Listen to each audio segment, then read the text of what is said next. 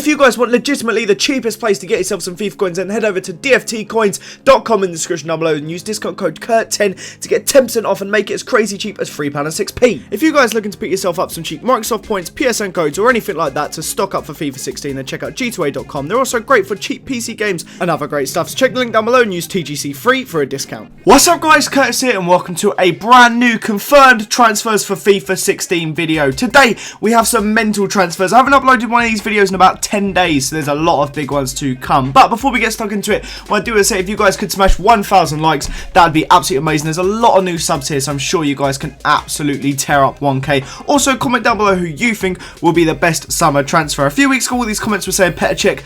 I'm pretty sure they won't be the same comments now. But let me know down below what you think is the best transfer so far. Anyway, first up we have Adama Traore. He's signed for Villa from Barca for £7 million. Personally, I think that is a mental signing. Such a good deal.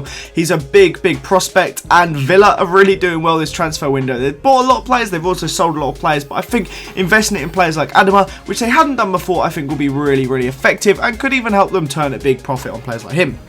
Next up we have Nathan Ake. He's gone to Watford, one of about 72 players that have gone to Watford, and also about 72 players that Chelsea have sent out on loan. I genuinely think that number is at 29 now, which is absolutely ludicrous. But be interesting to see if he gets much first team football over at Watford even. Obviously hasn't really been given the chance at Chelsea, so it'll be interesting to see how he does whilst he's over there. Next up we have Baba, a player coming into Chelsea. It's Baba Rahman or Abdul Baba Rahman. I'm not exactly sure how it is, but he's coming from the Bundesliga for 21 million. Jose obviously sees some potential in him. That's a lot of money to spend on a young left back, but like I said, he obviously sees a spot for him, and I think what he'll be doing is putting Azpilicueta on the right, dropping Ivanovic for a bit, and putting Baba Rahman on the left side. So it'll be interesting to see how he does. Next up is Diego Capel. I think it's a good little signing. He's gone from Sporting Lisbon to Genoa for £1 million of his 1.4 million euros or something like that. Pretty much 1 mil in pounds. Obviously, I haven't seen much of him because I can't really say I watch too many Sporting Lisbon games. But from what I've seen and what I've heard and what I've read, he looks like a good little player. And probably a good signing for Genoa. Not really many massive players there right now. Next up, we have Edin Dzeko, a player that I do know a lot about. And I'm very interested to see how he's going to do at Roma. I personally am a big fan of him. I'd love him at Arsenal. He's one of those players that I think would suit Arsenal down to a T. He's good in the air, but he's also got really good hold-up play and good at just dealing with the ball, to be honest. But going to be interesting to see how he does at Roma. Of course, there's going to be the strong link now with Pjanic, which will be interesting for FIFA. But yeah, good little line sign in there. Next up is KOVACIC. Real Madrid have somehow picked this guy up. I don't know why. He was linked with Liverpool and a bunch of other places, but now he's apparently gone to Real Madrid for an undisclosed fee, and it's going to be really odd to see if he's even going to get involved. Obviously, again, he's going to be getting the strong link with Modric, which will be pretty cool, but I don't really know if he's going to get any game time whatsoever. But we don't know how much he cost. Could be 10 million, could be 50. Next up we have Clinton Ng. This guy signed for Tottenham. Apparently he snubbed Arsenal, which like people are making a big deal out of it, but Arsenal don't really need another right winger, especially one that isn't massively proven in the Premier League. I mean, just shows he did really well when Arsenal played against Lyon, didn't they? What was it, 6-0? Even Rennie Adelaide scored in that game, or Maitland-Niles. One of the someone scored. Anyway, 8 mil, good little signing for Tottenham, I guess. Oriol Romeo signed for Southampton on loan.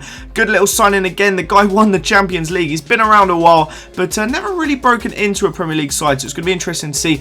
Obviously, he came on at half-time the other day for Southampton. It could be interesting if you can fill that Schneidlin-sized hole-sized gap they have in that midfield. Solid defensive player. You never know, he could suddenly come out of nowhere. Next up is Salomon Rondon. I don't know how West Brom have signed him. I was having a discussion on Twitter. I feel like players like Rondon just goes to show, like, the change in the game nowadays. He wouldn't come to West Brom before the TV deal. To have £15 million to spend on Rondon is crazy. And I think teams have to get used to dropping points to teams like West Brom, West Ham, Palace, because he's such, like, they can get good players. But talking to good players, Soldado is not one of them. He's gone to Villarreal for £7 million this summer. The guy was a total flop at Tottenham. I don't know how they've managed to get 7 mil for him. When you look at other players that have been bought that cheap, wasn't Schweinsteiger 11 mil and Soldado's gone for 7? That is just mind-blowing. But again, probably not going to do a right lot at Villarreal. I'm not a fan of him, let's just say that. Juan Vargas has signed for Real Betis. He's moved from the City. It's an undisclosed fee. I know absolutely nothing about it. And to be honest, he's not even any good on foot. So if you guys care about Real Betis or Peruvian players, then you'll probably be interested in this one. The rest of you, like myself, probably don't care. Second to last, we have Wellington Silva. This guy's got a loan move to Bolton. That means a 5-star skillet in the Championship next year, which is going to be very, very odd. I'm glad he's finally got his work permit for over here, but Brazilian, obviously, going to be really interesting for hybrids and stuff like that. He's one of 4 Arsenal players that have gone out on loan. Obviously, Akpom and Hayden have both gone to Hull, and Dan Crowley has got one somewhere. Oh, and also Zelalem's apparently going to Rangers.